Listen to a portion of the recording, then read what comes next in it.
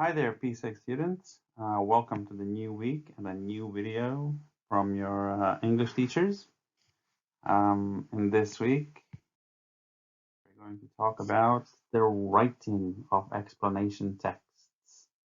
So in this video, we're going to tell you what it is, why it's done, what it looks like, what it's made of, and we'll give you some helpful tips on how to write them. All right? Okay, so let's get. So first of all, the P6 explanation texts, easy to understand. They explain things, but more particularly, they explain how some two things are similar and different. Now, in our school, many grades write explanation texts. P4s write an explanation text, I believe P2s and so on, but they're all slightly different from each other. So you guys will explain how certain two things are similar and different, or just like we do in the RC for this unit, we're going to compare and contrast two things. We're going to talk later about which two things those are going to be. So you might think about, oh, why do I have to do this? Well, what is it good for? But actually, this is one of the most useful texts that you will write, apart from all the fiction stuff that you did that you can do for pleasure. This is a text that we use, but also a skill that we use every day. So for example, many of us have phones, and when we buy a new phone, we have to compare and contrast. And you may find lots of texts on Apple versus Samsung or Huawei or whatever else, right? Also, if your parents, if they're, for example, buying a car, they can gonna compare and contrast different models based on the size, the strength, the price, etc. But also, most importantly, something that you and your parents have surely done recently, you can compare and contrast anything. So even what's most important for you, your secondary schools. I know majority of you already have your secondary schools or have quite a good idea where you want to go. But I'm sure that a year ago, this was a big question for you. We don't always write the text like we're going to do, but we use the skill quite often. Even for food, what are you going to eat? Pizza or hamburger, right? Organization or structure of the text is very simple and to you very familiar because you've done many non-fiction texts already. So kind of like a traffic light with two shades of yellow. So at the top, we have the introduction, and then we have similarities and differences, and then conclusion in the end. But today in this video, we're going to focus most of our attention on the middle part here, which is called the body paragraphs, all right? Because the introduction and conclusion are very similar to all nonfiction texts. The middle part, the yellow and orange part, is where it's most different. And this is how yours will have to look like, with one possible exception, that these two that are switching now could possibly be like this. So you could write similarity, similarity, difference, difference, or similarity, difference, similarity, difference, and this is entirely up to you, your preference. Okay, so let's get into the body paragraphs. And what you see here is a kind of a cartoon of a body paragraph. Sorry, and you can see that one line is red at the top and the other ones are blue. Can you guess why this line at the top is red? Why? What's special about it? How do we call this sentence at the beginning of the paragraph? You guessed it. This is a topic sentence. And then all the blue ones would be the details that support or give more information about the topic. Okay. Now, as we've said before, you'll not have just one, but in your writing, you're going to have at least 4. We are looking for 4, but if any of you are very eager, very enthusiastic, or just have lots of ideas to write about, you can write about more than 2 similarities and 2 differences. Okay, now as you can see here, I even used different colors at the top, red and blue, and then red and green, and we can also do this, like we said before. Okay. Okay. So far, so simple, right? Now, we're going to look at body paragraphs a bit more. This is the same one from before, just bigger. But this time, we're going to remove everything apart from this. Now, we said this is the topic sentence, and we've talked about topic sentences in P5 with you guys and P6 as well. And you think, and we hope that you know what a topic sentence is and how to write one. But what if I tell you that your topic sentences now should be split in 2? And which part of this do you think is the actual topic sentence? Actually, it's the right one. The right part or half of this will be the actual topic sentence, where you give the reader exactly the topic you're going to support in the rest of the paragraph. Can you guess what the left part is then? Actually, this is kind of it's a sentence starter. So I was actually tricking you a bit. This will be 2 sentences. And more importantly, in this case, we wouldn't call this really a sentence starter, but rather like a paragraph starter. Okay. And we're going to talk about those a little bit more later, but for the topic sentences on the right side, I would like to just point one thing out. For this text type, it's much better to keep the topics wider, a bit more general. For example, let's say you want to talk about some animals and you want to talk about the color of their fur. Now that's very too specific. Instead of using the term color of the fur, you can say, I want to talk about their appearance. Okay? So instead of talking about how high or how heavy something is, you just say, I want to talk about its size. Similar for food. Okay? Instead of the term food, you can use the word diet. And this is because this gives you a much bigger area to cover and much more detail to put into your paragraphs. And so it's going to make it easier for you. You know, in our rubrics, we have an expectation of how many sentences a paragraph should be. So if you say, I want to talk about the color of the fur of these 2 cats, and what are you going to say? One is white and one is black, right?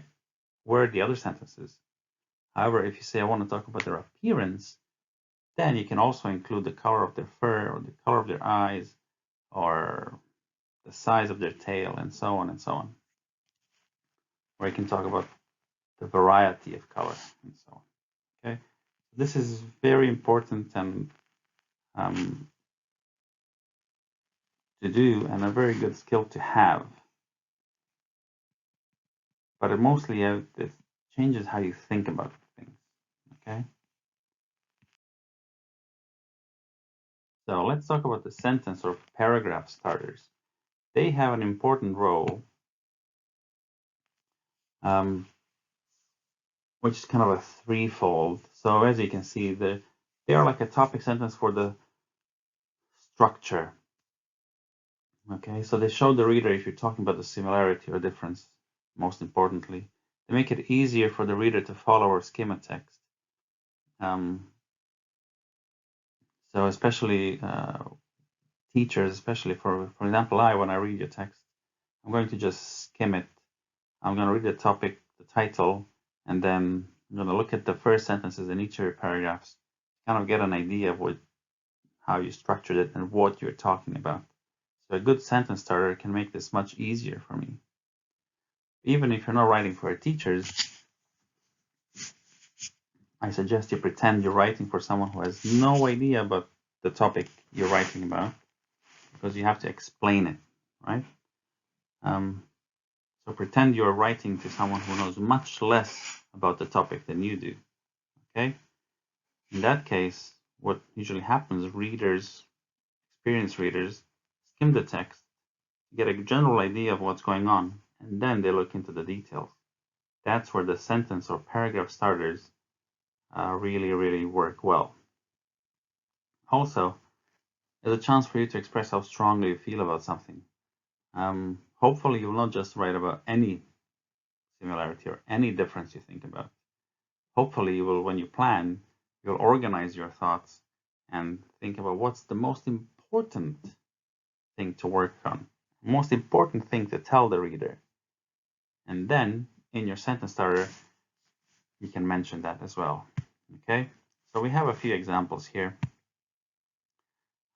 These are two sets. Okay, so the first two lines are part of one paragraph, and the second two lines are part of another. So he says, the first similarity I would like to talk about is their appearance.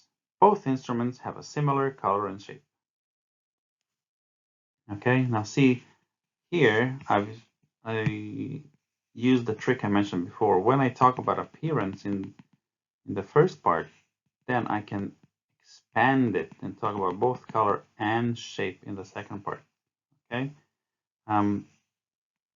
Also, okay, so let's look about how this fulfills its roles. Okay, so first we see that it's a similarity. Okay, so it serves its role as a topic for the structure. Also, we see the words the first, so it tells us which one it is in order. Okay, so this is a very simple example which you all can do, right? Because you have two similarities and two differences, so it can be the first similarity, the next similarity, the first difference, the next difference. Okay, this will tick all the boxes. Might not score highly in the ideas part, but it's sufficient. Okay, so but next is what I've talked about, a wider, more general topic. With appearance, you cover lots of different features and aspects. Okay. Also, here I've included two sentences. This one that's now read is actually more of the topic sentence, and the other one is a very detailed sentence starter. Okay, you could say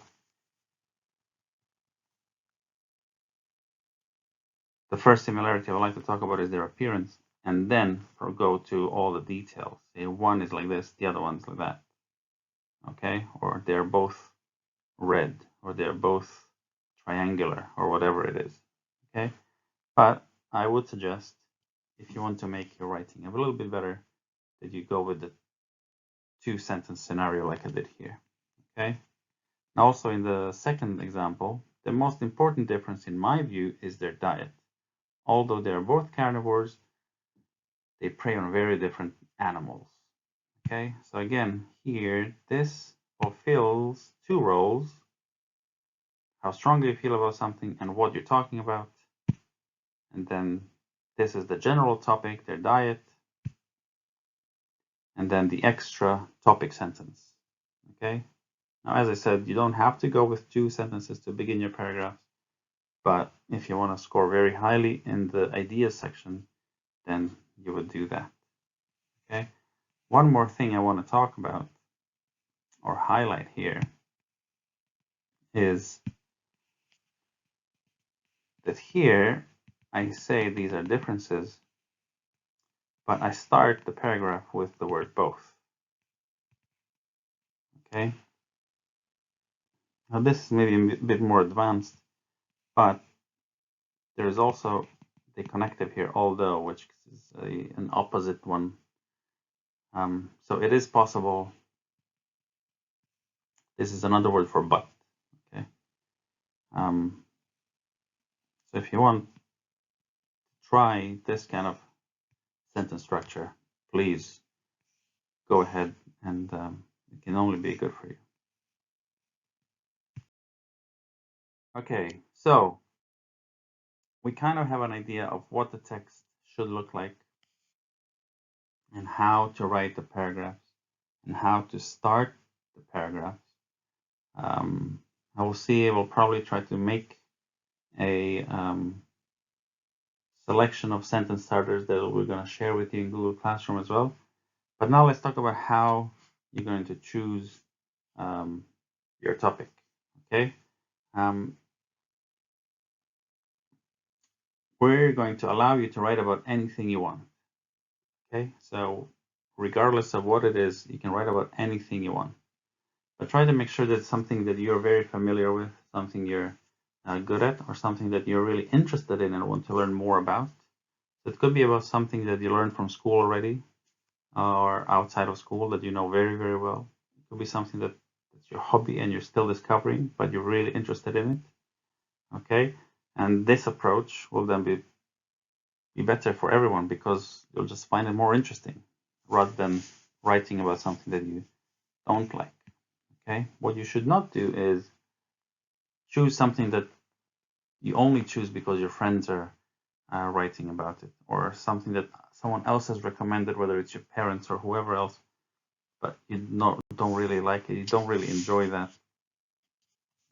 Especially, most importantly, do not write about something that you don't really understand. And I'm going to talk a little bit later more about this and tell you why this is a bad idea. Still with the choosing your topic, I'm going to show you some examples from last year, and we'll go through some of them and tell you why. You're going to see a little short video of me going through a Google Sheet and going through topics. So try to pay closer attention on what I do and what I say. Okay, so on the screen now you can see a bunch of topics from last year. So kids did singers or characters from Marvel. Animals was a very popular one. Sports was a very good one. Animals that are kind of similar than Instagram's athletes. This one was a very bit tricky. You'll see I'll highlight some in red. Love and hatred was a very interesting and clever idea, but it was very, very hard to write, and that girl struggled really. The most successful ones were animal ones. Those were the easier ones, or characters from books. Now this is another one, two games. Games and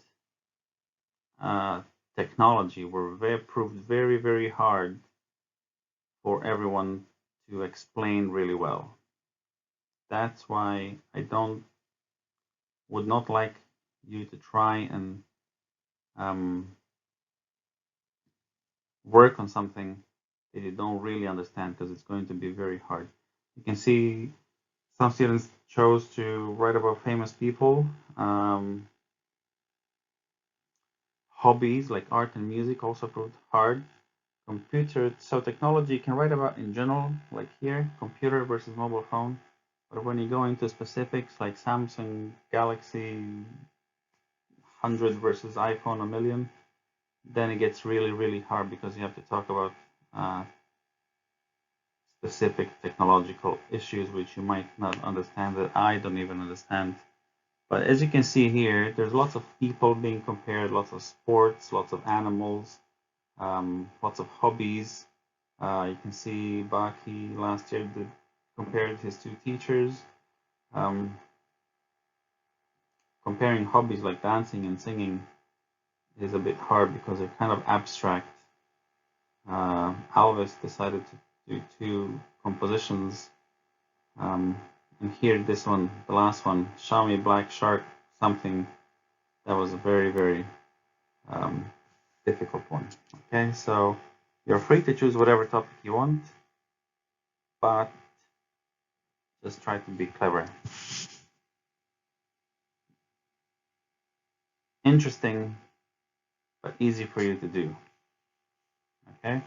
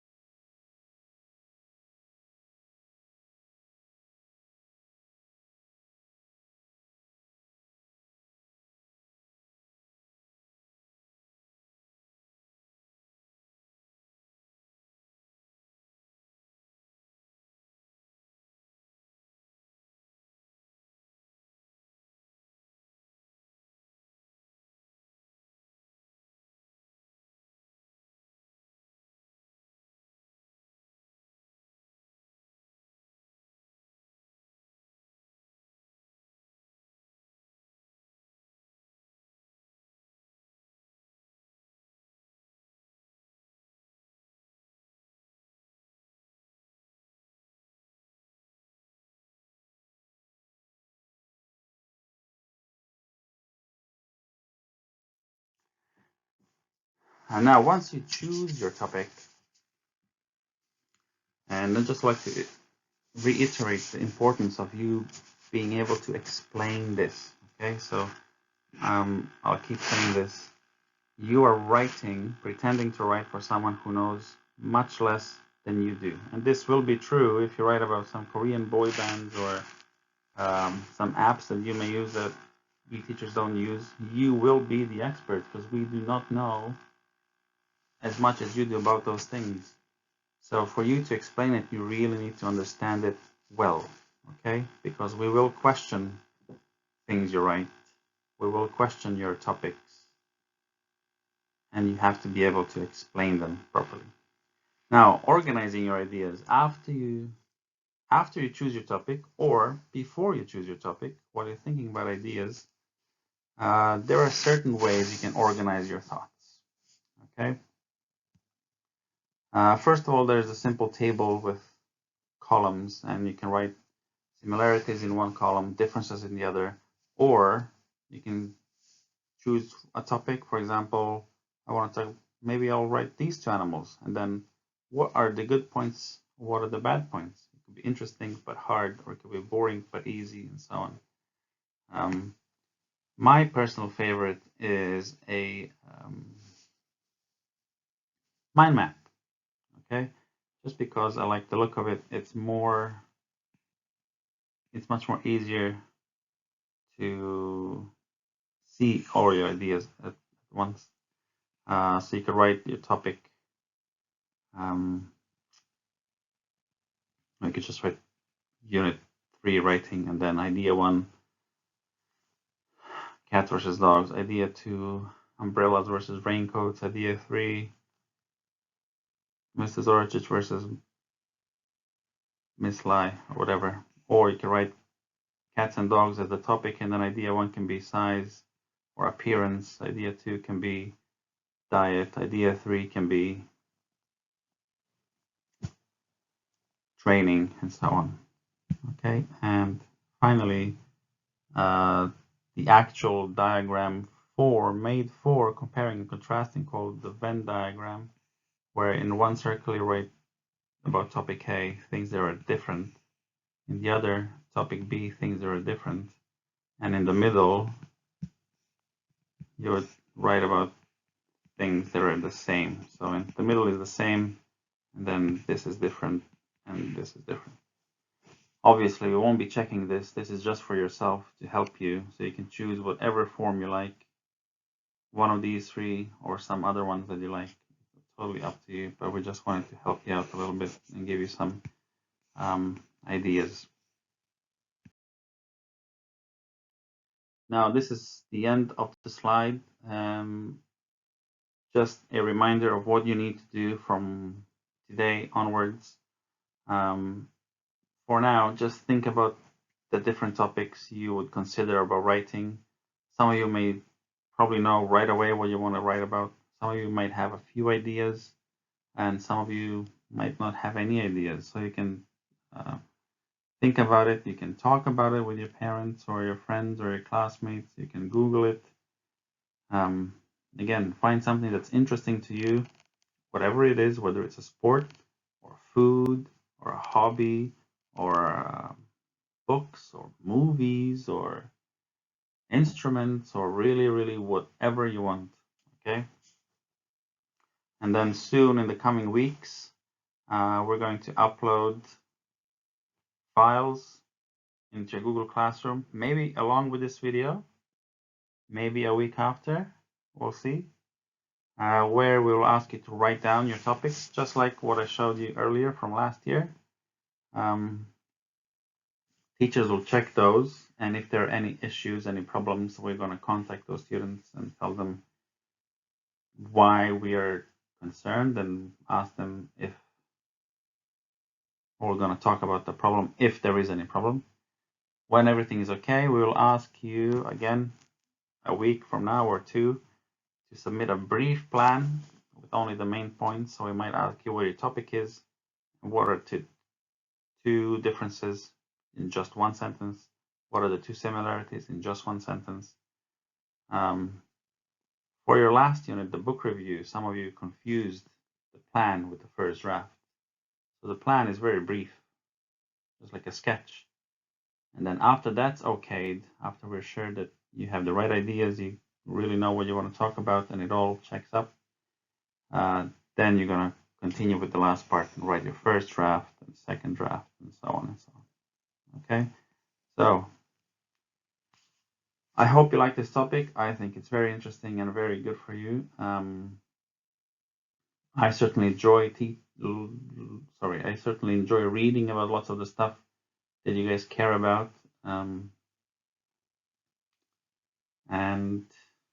that's it pretty much. If you have any questions whatsoever, please feel free to email me or any of your class English teachers